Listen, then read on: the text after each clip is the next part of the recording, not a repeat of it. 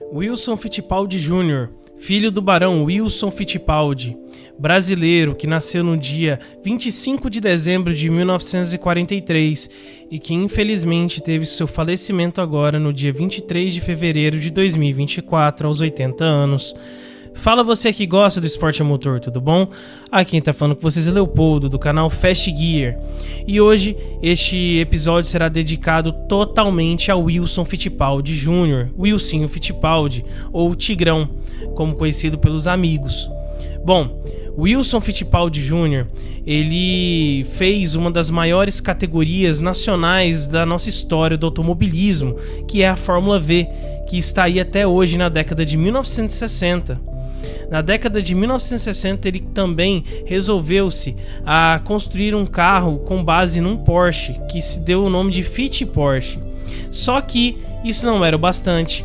Wilson Fittipaldi Jr. também é irmão de Emerson Fittipaldi, bicampeão de Fórmula 1 do Brasil.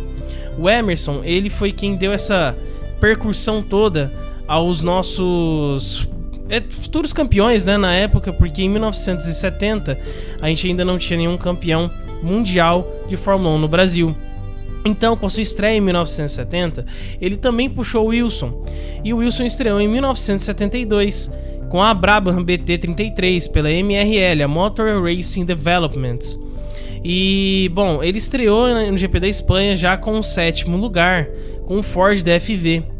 Os seus melhores resultados foram no ano de 1973, com o 6º lugar na Argentina e um 5º lugar na Alemanha, somando então 3 pontos no ano de 73.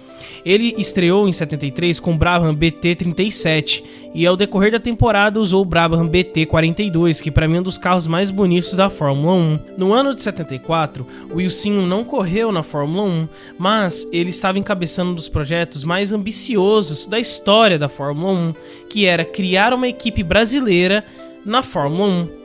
Para isso, em 1974, ele teve que pensar bastante e entender como funcionava essa questão da Fórmula 1, como ele conseguiria, as peças, que seria de muita dificuldade.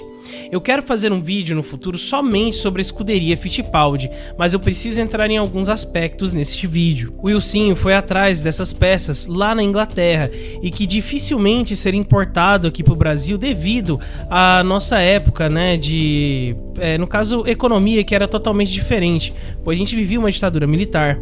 Mas naquela década era muito mais complicado criar um carro de Fórmula 1.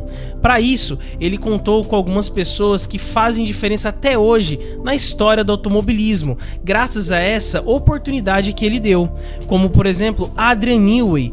Sim, Adrian Newey, que construiu os carros vitoriosos da Red Bull e os carros vitoriosos da Williams também, e carros muito bons da McLaren e também que ganharam título com Mika Hakkinen. Então, Adrian Newey teve uma das suas primeiras experiências na Fórmula 1 com a escuderia Fittipaldi, trazido então por Wilson Fittipaldi. Ricardo de Villa, sim, um dos seus principais diretores, engenheiro, e que ajudou bastante o projeto da escuderia Fittipaldi, que infelizmente também faleceu em 2020. Ele trouxe também nomes de pilotos muito conhecidos como Chico Serra, Alex Dias Ribeiro, Ingo Hoffmann, seu próprio irmão Emerson Fittipaldi e Keke Rosberg, campeão de 1982 da Fórmula 1 e que teve uma das suas primeiras experiências na Fórmula 1 com a escuderia Fittipaldi. Se não fosse o Wilson Fittipaldi, muito provavelmente Keke Rosberg não estaria na Williams em 82 e não ganharia o título de 82. Então, até nisso ele teve influência. O motor que eles conseguiram foi um Ford Cosworth DFV e os pneus eles utilizaram Goodyear, Pirelli, Michelin. Tudo isso por causa da sua influência.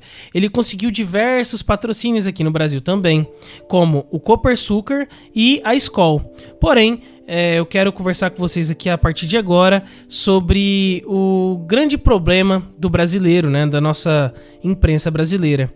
No ano de estreia, a Copersucar não andou muito bem, com 3 modelos, FD01, FD02 e FD03. Só que no ano de 76, eles conseguiram pontuar em 3 ocasiões, que foi no GP dos Estados Unidos, GP de Mônaco e GP da Grã-Bretanha, com Emerson Fittipaldi fazendo 3 sextos lugares no ano. Assim, a Fittipaldi conseguia seus 3 primeiros pontinhos na Fórmula 1. E uma das melhores apresentações, na minha opinião, da história da Fittipaldi foi em 78, no GP do Brasil. Emerson Fittipaldi conseguiu chegar em segundo lugar, para delírio dos fãs brasileiros. Só que, em 79, a escuderia teve diversos problemas de confiabilidade. E, com as quebras constantes e os problemas envolvidos, a imprensa brasileira ficava colocando muita pilha, né, e fazendo muitos comentários maldosos de certa forma, pois o brasileiro, infelizmente, na Fórmula 1 sempre foi acostumado a vencer, e grandes resultados com grandes performances não importa, se o piloto vencer, tá bom, se não vencer, não prestou. Infelizmente, o brasileiro sempre foi assim em quase todos os esportes.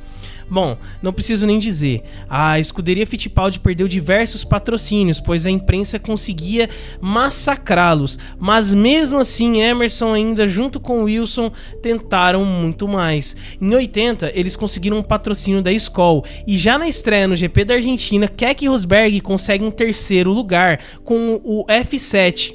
Esse modelo que ficaria muito conhecido, né, pelo público também, pois ele tinha uma pintura basicamente inteira da Skol. Mas, depois de um 15º no Brasil de Emerson e um 8º no GP dos Estados Unidos, a Fittipaldi entraria, no caso, no seu declínio. E seu último pódio foi no GP dos Estados Unidos, do Oeste, com o terceiro lugar de Emerson Fittipaldi e conseguindo ainda um 6º em Mônaco e um 5º de Keke Rosberg no GP da Itália. Mas os problemas logo começariam a aparecer. A Skol saiu da empreitada e a Fittipaldi ficava cada vez sem dinheiro em caixa. E assim, o Wilson Fittipaldi e Emerson tiveram que fechar as portas da equipe no ano de 1982. Infelizmente, sendo a última corrida deles no GP de Caesars Palace em 82, né? Então, acabou-se a história da equipe. Mas mesmo assim, o Wilson não desistiu. Ele utilizou muito da sua influência aqui no Brasil para poder cada vez mais desenvolver o cenário nacional do automobilismo. E não só isso, também foi muito presente na carreira de seu filho, Christian Fittipaldi.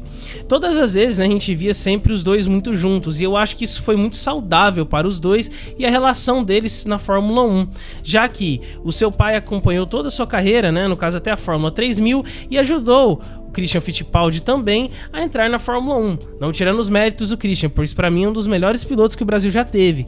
Bom, ele conseguiu, né, no caso, correr 3 temporadas na Fórmula 1, pela Minardi Erros, e sempre a gente viu o pai ali muito junto e muito presente, eu acho isso fantástico. Bom, na kart também, a gente sempre via ali o Wilson, né, em algumas aparições, só que ao decorrer do tempo, logicamente devido à sua idade, ele foi cada vez ficando um pouquinho mais recluso, só que muito diferente do que o pessoal fala, né? Ele sempre dava suas opiniões. E, bom, eu não preciso nem falar que ele foi um dos precursores do automobilismo no Brasil, e ele tem que ser lembrado disso. Infelizmente, né, a mídia na época, né, até hoje mesmo, o pessoal que fala muita besteira não entende o que é criar uma equipe de Fórmula 1 brasileira do zero.